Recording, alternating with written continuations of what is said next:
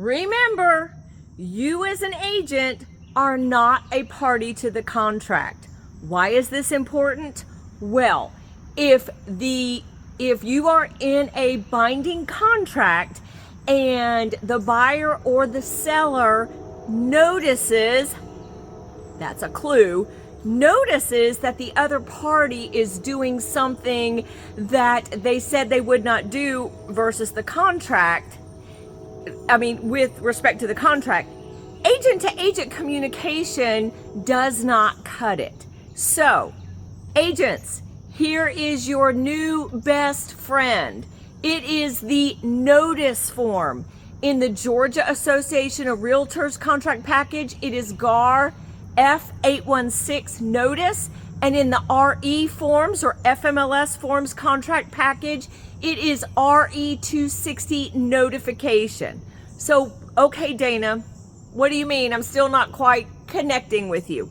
Okay, let's say, for example, that you show a property and the utilities aren't on, or you don't realize the utilities aren't on because the power's on, you flip the light switch, you run the water, but it turns out you go binding and you get an inspector out there, turns out the gas isn't on. Well, you as an agent, you didn't know to address that in the initial offer because you didn't test the gas.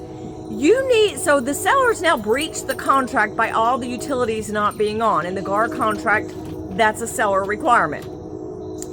You need to pull out the GAR 816 notice or RE260 notification and put that the seller, that the gas is not on and the seller needs to turn it on. That needs to be signed by the buyer. Another example, let's say you're binding with the sale or lease contingency exhibit and the buyer said they would only list their property at no higher than X amount. You find out they have it listed higher than that.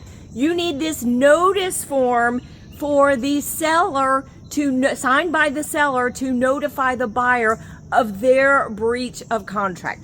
Agent to agent email does not count. Use the notice or notification form to protect your buyers and sellers.